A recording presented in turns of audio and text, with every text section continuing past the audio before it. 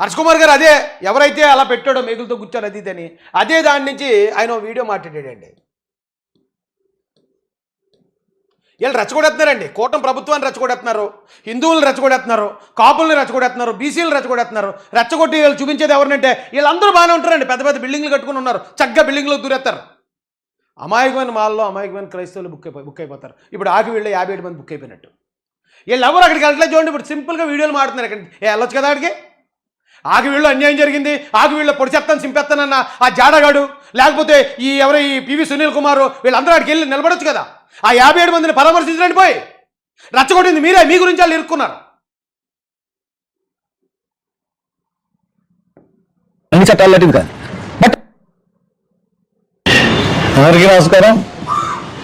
మనకి ఈరోజు నేను చెప్తున్నది ఏంటంటే, మనకి ముఖ్యమంత్రి ఉప ముఖ్యమంత్రి చరిత్రలో ఇటువంటి వాళ్ళు మనం చూడలేం. ఆకివీళ్ళలో జరిగిన ఘటనకి ముఖ్యమంత్రి గారు ఉప ముఖ్యమంత్రి గారు గుర్తొచ్చారు ఈయనకి. ఆకివీళ్ళలో రామాలయం కోసం ఆ రాముడికి దండేయాలని రఘురామరాజు గారు వెళ్ళటం ఏంటి? అక్కడ వైసీపీ రెచ్చగొట్టిన దాని మీద కొద్దిమంది ఆయన మీద దాడి చేసే ప్రయత్నం చేయటం ఏంటి? దానికి ముఖ్యమంత్రికి ఉప ముఖ్యమంత్రి సంబంధం ఏంటి? ఏంటండి ఇది? జాతి మేలుకోకపోతే ఇలాంటి వాళ్ళని ఇప్పటిదాకా అనలేదు, కానీ ఇలాంటి వాళ్ళని జాతి దూరం పెట్టకపోతే, ఇంకా చెప్పాలంటే తరిమి కొట్టకపోతే వీళ్ళు చేసే తప్పులన్నీ జాతి మోయాల్సి వస్తుంది. గవర్నమెంట్లకు వ్యతిరేకం, కాపులకు వ్యతిరేకం, అగ్రకులాలకు వ్యతిరేకం, బ్రాహ్మణులకు వ్యతిరేకం, ఇంకా మొత్తం ఇంకా ఈ దేశంలో ఉన్న అందరికీ వ్యతిరేకం చేసేసి వీళ్ళ కాళ్ళు దగ్గర పెట్టుకుందామని చెప్తున్నారు ఈ జాతిని. అంటే వాళ్ళ ప్రవర్తన ఎలా ఉందంటే, అసలు వీళ్ళు ముఖ్యమంత్రి ప్రజల గురించి ఏమైనా ఎన్నుకున్నారా, లేకపోతే దేని గురించి వీళ్ళు ముఖ్యమంత్రిగా ఉన్నారు? ప్రజలు సాగదీసి మాట్లాడండి బాబు, చాలా టైం పడుతుంది. అటువంటి వాటిలో వెంటనే బెయిల్ పంపిస్తే ఇంకా దానికి వాల్యూ ఏముందో ప్రత్యేక చట్టానికి? ఏదో తీర్పు గురించి ప్రతిదానికి దాన్ని అన్వయించుకుని. అందరికీ నమస్కారం. తగ్గిద్దాము సౌండ్ తగ్గి, అది 1.5లో పెట్టు. అందరికీ నమస్కారం. మనకి ఈరోజు నేను చెప్తున్నది ఏంటంటే, మనకి ముఖ్యమంత్రి ఉప ముఖ్యమంత్రి చరిత్రలో ఇటువంటి వాళ్ళు మనం చూడలేం. అంటే వాళ్ళ ప్రవర్తన ఎలా ఉందంటే, అసలు వీళ్ళు ముఖ్యమంత్రి ఉప ముఖ్యమంత్రి ప్రజల గురించి ఏమైనా ఎన్నుకున్నారా, లేకపోతే దేని గురించి వీళ్ళు ముఖ్యమంత్రిగా ఉన్నారు? ప్రజలు వీళ్ళకి అధికారం ఇచ్చింది ప్రజలను రక్షించడానికా, వీళ్ళు ఎమ్మెల్యేలను రక్షించుకోవడానికా అన్నది అర్థం కాని పరిస్థితి. ఎందువల్లంటే నిన్న ఆకివీడులో జరిగిన గొడవ ఎక్కడ జరిగింది? రఘురామరాజు కృష్ణరాజు ఇంటి మీదకి వెళ్ళి దాడి చేయలేదు, లేకపోతే ఊళ్ళోకి వచ్చి జన సైనికుల మీద ఇంటి మీద దాడి చేయలేదు. ఎక్కడ జరిగింది? ఆకివీడు పెద్దపేటలో జరిగింది. ఆకివీడు పెద్దపేట మీద దళితపేట. అక్కడ ఒక అమ్మవారి గుడి ఉంది. ఆ అమ్మవారి గుడికి దగ్గరికి వెళ్ళి అక్కడ విగ్రహం పెట్టాలన్నాడు, శ్రీరాముడి విగ్రహం. వాళ్ళకి ఇష్టం లేదన్నారు. ఇష్టం లేదన్నప్పుడు చర్చలకు పిలిచి వాళ్ళని పిలిచి, గతంలో ఎంపీ చేసిన వ్యక్తి, ఆకివేడి పెదపేటలో ఉన్న హిందూ దేవాలయం అమ్మవారు ఉన్నారా, అయ్యవారు ఉన్నారా, శ్రీరాముడు ఉన్నారా, మరొకరు ఎవరైనా ఉండేవండి. ఇప్పుడు దాకా అమ్మవారి గుండేమి అక్కడ ఉన్న మన దళితులు మంచి చెడ్డ చూసి దాన్ని అలంకరించి పూజలు చేసి ఏం చేయలేదు కదా, వదిలేశారు కదా. పాడుపడిపోయింది, అది పాడుపడిపోయిన దేవాలయం అని పునరుద్ధరించుకుంటానంటే అలాగా అడ్డుకోవడం తప్పు అని చెప్పాలి మనం. మనోళ్ళకి ఏది చేసినా పాపం వాళ్ళకి తెలీదు. వైసీపీ వాళ్ళు రెచ్చగొడితే అడ్డుకోండి రఘురామరాజు వస్తాడంటే వాళ్ళు ముందుకు పోతున్నారు. లేదంటే మీ మతం మీదకి వచ్చేస్తుంది, లేకపోతే మీ క్రిస్టియన్స్ మీదకి వచ్చేస్తారు అంటారని పాపం వాళ్ళు వెళ్తారు ముందుకి. వెళ్ళినప్పుడు మనం చెప్పాలి నాయకులుగా, తప్పు అలా వెళ్ళొద్దు. మన చర్చ మీదకి ఎవరైనా వస్తే మనం మాట్లాడుతున్నాం కదా, ప్రశ్నిస్తున్నాం కదా, మనం పోరాడుతున్నాం కదా, వాళ్ళ టెంపుల్ దగ్గరికి వెళ్ళినప్పుడు మనం వెళ్ళకూడదని చెప్పాలి. అది వదిలేసి దాడి రఘురామరాజు గారి ఇంటి మీదకి వెళ్ళారా, లేకపోతే జన సైనికులు ఇంటి మీదకి వెళ్ళారా, వెళ్ళలేదు కదా, ఇక్కడికి వచ్చినప్పుడే కొట్టారు, ఇక్కడికి వచ్చినప్పుడు కొడితే అది కరెక్ట్ అన్నట్టు అంటారు ఇటీ. అలాంటి మళ్ళీ ఇంకో 10 మంది కుర్రోళ్ళు ఎస్సీ కుర్రోళ్ళు అదే నిజం అనుకున్నా ఇక్కడికి వస్తే కొట్టొచ్చు అనమాట అని వాళ్ళు దాడికి ప్రయత్నించారనుకో, ఈసారి అవతల వాళ్ళు ఎక్కువ మంది జనం ఉన్నారనుకో, వీళ్ళు దాడికి గురవుతారు. లేదా వీళ్ళే ఒకళ్ళు దాడి చేస్తే వీళ్ళు జైలుకి గురవుతారు. ఎందుకండి ఇలాంటి ఎందుకు ఎంకరేజ్ చేస్తున్నారు హర్ష్ కుమార్ గారు? అంటే వాళ్ళు ఏది చేసినా ఎంకరేజ్ చేసేస్తే వాళ్ళు మా వెనకాల ఉంటారు, మేము లీడర్స్కి ఎదగొచ్చు. ఎందుకు వచ్చిన లీడర్షిప్ అండి? అది మంచి చెడు చెప్పని లీడర్షిప్ ఎందుకు వచ్చిందండి? బలవంతుడితో ఎలా ప్రవర్తించాలి, లేకపోతే మంచివాడితో ఎలా ప్రవర్తించాలి, ఎవరైనా నీ తరపున చెడ్డ పని చేస్తే వాళ్ళని ఎలా వ్యతిరేకించాలి అది చెప్పాలి లీడర్ అంటే. అంతేగాని వాళ్ళు ఏది చేస్తే తెలియక చేస్తే దాన్ని సమర్థించేయకూడదు. అయినా అల్లా పేరు అక్కడికి వెళ్ళాల్సిందండి. పెట్టండి ఒకసారి ఆన్ చేయండి, నేను ఆన్ చేస్తాను ఉండండి. పిలిచి సమస్యని సామరస్యంగా పరిష్కరించుకోవాలి. అలాగే కాకుండా ఒక 200 కార్లు 100 కార్లు వేసుకుని వెళ్ళి ఆ పేట మీదకి దాడి చేసినట్టు వెళ్ళి అక్కడ శ్రీరామ సందర్భంగా ఎన్నో గుళ్ళు ఉన్నాయి, ఎక్కడైనా దండేసుకోవచ్చు, ఎక్కడైనా దేవుడు పూజించుకోవచ్చు. చెప్పి వెళ్ళి వాళ్ళు రెచ్చగొట్టి వాళ్ళు ఏ గుడికి వెళ్ళాలి, ఏ గుళ్ళో దండేసుకోవాలి చెప్పడానికి మనం ఎవరు? మన సంబంధం లేదు కదా. ఇప్పుడు మీరు ఫలానా గుడికి వెళ్ళండి, ఫలానా చర్చికి వెళ్ళండి వాళ్ళు ఎవరు మనకి ఎవరు వచ్చి సలహాలు ఇస్తలేదు కదా.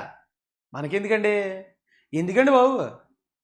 100 సంవత్సరాల క్రితం గుడి అంటే అది 100 సంవత్సరాల గుడిని పునరుద్ధరించకపోతే ఇగో రఘురామరాజు అనే వ్యక్తి చేతకాని వ్యక్తి అని రెచ్చగొట్టింది వైసీపీ. రెచ్చగొడితే అప్పుడే ఆయనకి తెలిసి అప్పుడు వెళ్ళాడు ఆయనకి వెళ్ళలే. ఇప్పుడే చూపించాను నేను పేపర్ క్లిప్పు. రెచ్చగొట్టి రఘురామరాజుని ఎలా రప్పించి, దళితుల్ని రెచ్చగొట్టి దళితుల్ని ఎలా పంపించి, గొడవ పెట్టించి వాళ్ళందరినీ జైలుకి పంపించి, ఇప్పుడు మిమ్మల్ని రప్పించి మీరు బాగానే చేశారా, మళ్ళీ అలాంటి దాడులే చేసి మీరు జైలుకి పోండి. మేము మాత్రం దీన్ని చూపించి దళితుల మీద ఎలా చేసిందని రెచ్చగొట్టి పాప ఎస్సీ ఓటింగ్ను మళ్ళీ మా జగన్ గారి దగ్గర తీసుకెళ్తాము. ఏంటండి ఇది?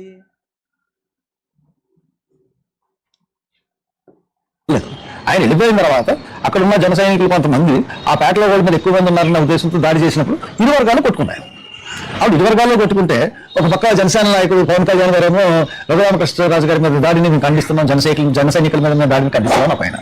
ఇంకా చంద్రబాబు నాయుడు ఆ పార్టీ వాళ్ళ ఇన్ఛార్జ్ ఎవరైతే పార్టీ ఇన్ఛార్జ్ అయ్యి తెలుగుదేశాన్ని మోసి ఈ రఘురామకృష్ణ బాబు బీపీ వచ్చేద్దని బాబు నాకు అలాంటి మాటలు వింటున్నప్పుడు. ఇప్పుడు మన మీద ఎవరైనా దాడి చేసినప్పుడు అది కుల వివక్ష, కులంతో దాడి చేసాం, మా మీద దాడి జరిగింది, ఎస్సీ ఎస్టార్సీ కట్టాలి, వాళ్ళని అరెస్ట్ చేయాలి అని మనమే కదా రోడ్లు ఎక్కుతాం. దెబ్బ ఎవరికైనా దెబ్బే కదా.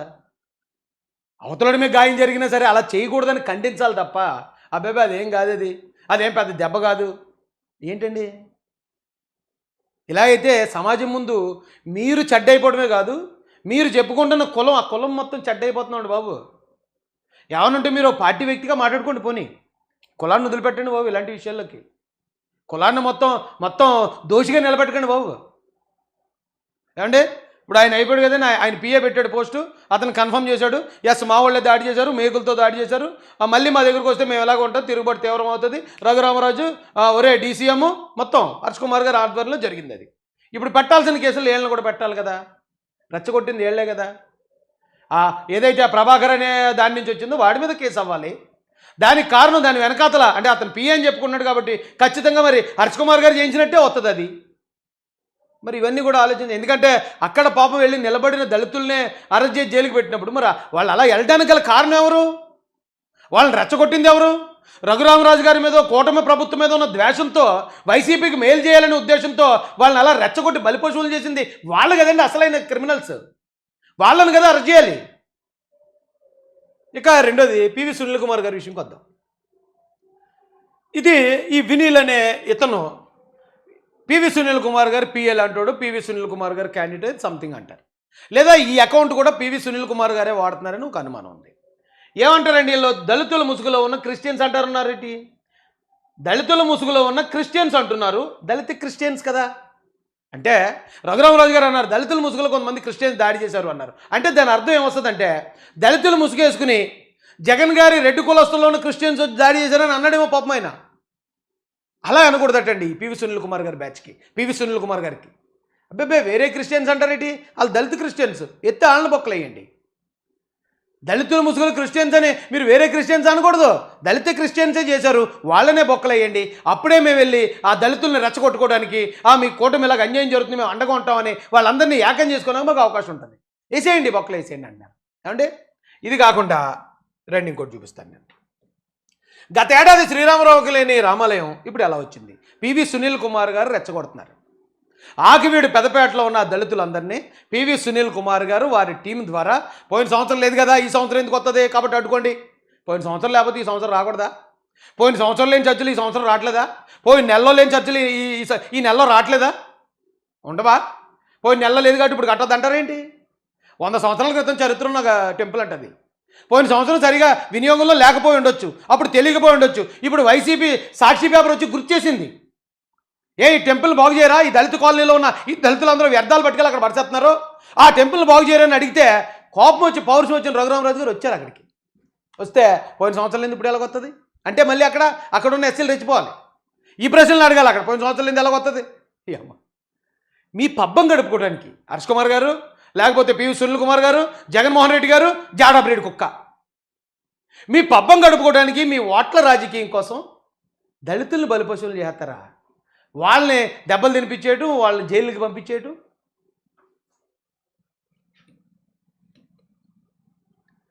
పదవి లేకుండా ఒకసారి వెళ్ళిరా విగ్గు, చెక్కి కారం పెట్టి పంపిస్తారు. ఈసారి 20 గంటలైందండి.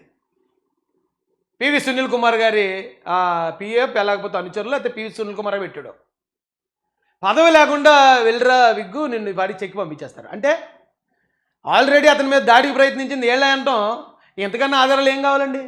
అక్కడ ఎవరో కొంతమందిని ప్రేరేపించి పాపం ఆ అమాయకులైన ఆకువీడు దళిత పెదపేటలోకి వీళ్ళని పంపించి వీళ్ళ ద్వారా ఇప్పుడు సినిమాల్లో చూస్తుంటాం కదండి, అందరూ శాంతియుతంగా నిరసన తెలియజేస్తుంటారు. అందులోకి విలన్ మనుషులు వచ్చేసి 4 రాళ్ళు తీసి పోలీసు వాళ్ళని కొడేస్తారు. పోలీసు వాళ్ళు మొత్తం అందరినీ తుక్కురేకి కొడేస్తారు. అక్కడ మంచోడిని చెడ్డోడిని అందరినీ కొడేస్తారు. ఈ రాయి వేసినోడు మాత్రం పోలీసు వాళ్ళు ఎలా కొడతారు ఇప్పుడు అని తెలిసి వారిపోతారు, ముందు జాగ్రత్తగా ఉంటాడు. ఏమీ తెలియక అమాయకంగా ఉన్న వాళ్ళందరూ దెబ్బలు తినేస్తారు. సినిమాల్లో సీన్ ఇది. ఆకువీడులో కూడా అదే జరిగింది. రండి నిరసన తెలియజేద్దామని పాపం అక్కడ ఉన్న స్థానికులను తీసుకొచ్చి ఇందులో ఉన్న కొంతమంది దొంగ నాగొడుకులు, కంత్రి నాగొడుకులు వెళ్ళి వాళ్ళ మీద దాడి చేసినట్టు చేసి, వాళ్ళ మీద మేకులతో దాడి చేసి, వాళ్ళని గాయపరిచి ఆ క్రెడిట్ ఇంకా వీళ్ళ మీద వేస్తారు. వీళ్ళందరినీ జైలు తీసిపోయారు.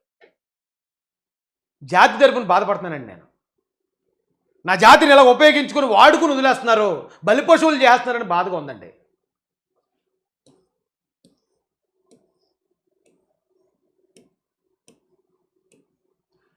రఘురామరాజు ఎమ్మెల్యేనా లేకపోతే ఒక మతానికి ఎమ్మెల్యేనా? ఆకువీడులో మాలలు ఇది గంగానమ్మ గుడిరా బాబు అని చెప్తున్నా కూడా రామాలయం కడతానని రెచ్చగొట్టి మత విద్వేషాలు రెచ్చగొట్టడం ఎంతవరకు సాగు? టీడీపీ నాయకులు కళ్ళు అప్పచెప్పి చూస్తూ ఉండండి. ఉండి ఎమ్మెల్యే గట్టిగా బుద్ధి చెప్పకపోతే శాంతియుతంగా ఉండే గోదావరి జిల్లాలో మత ఘర్షణలు జరిగే అవకాశాలు ఉన్నాయి. ఆల్రెడీ హెచ్చరించారు వీళ్ళు. ఏమండి, నిన్న మత ఘర్షణలు జరుగుతున్నాయి అంటే వీళ్ళు ఆల్రెడీ ప్రీప్లాన్డ్గా ఉన్నారు. పివి సునీల్ కుమార్ గారి బ్యాచ్ మత ఘర్షణలు రేగొట్టడానికే జగన్మోహన్ రెడ్డి గారి ఆదేశాల మేరకు అక్కడికి వెళ్ళి ఆ పెంట చేశారు. ఎంతకన్నా ఆధారాలు ఏమైనా కావాలంటే ఆకువీడు పోలీసు వారికి 57 మంది ఆకువీడులో ఉన్న అమాయకులైన దళిత వాళ్ళనే కాదండి, వాళ్ళని రెచ్చగొట్టిన వీళ్ళ మీద కూడా పెట్టండి కేసు. మీరు పెట్టకపోతే నేను వచ్చేస్తాను కంప్లైంట్ ఆకువీడు వచ్చి. ఇవే పోస్టులు ఇదే వీడియో బాడిగల్లో డిలీట్ చేస్తారు మళ్ళీ రేపు ఎల్లుండిలోకి వెళ్ళేటప్పటికి. కాబట్టి ఆల్రెడీ ఇప్పుడు ఇందాక నేను విజిల్లో చూపించిన ఆ పోస్ట్ ఏదైతే ఉందో ఆ ప్రభాకర్ పిల్లి అనే ఐడి నుంచి వచ్చింది. ఆ పోస్ట్ ఆల్రెడీ డిలీట్ చేశారు. డిలీట్ చేసిన ఆ విజిల్ అనే ఆయన స్క్రీన్ షాట్లు అయ్యి ఆయన దగ్గర ఉంటాయి కాబట్టి అవసరమైతే తీసుకుంటాం. హర్ష్ కుమార్ గారు కన్ఫర్మ్ చేసి రెచ్చగొట్టి వాళ్ళని ఈ గొడవకి ప్రేరేపిస్తున్నారు అంటాను కదా, ఆధారం సరిపోద్ది. ఇక్కడేమో ఇక పివి సునీల్ కుమార్ గారు వీళ్ళ బ్యాచ్తో వీళ్ళు రెచ్చగొట్టారు. కానీ లెక్క ఉన్నారండి, ఇప్పుడు ప్రశాంతంగా ఏసీ రూముల్లో కూర్చొని ఉన్నారు. ప్రశాంతంగా విజయవాడలోనో రాజమండ్రిలోనో ఏసీ రూముల్లో ఉన్నారు. వీళ్ళ మాటలు నమ్మి అల్లరి చేయడానికి ముందుకెళ్ళిన వాళ్ళు అందరూ జైల్లో ఉన్నారు ఈరోజు.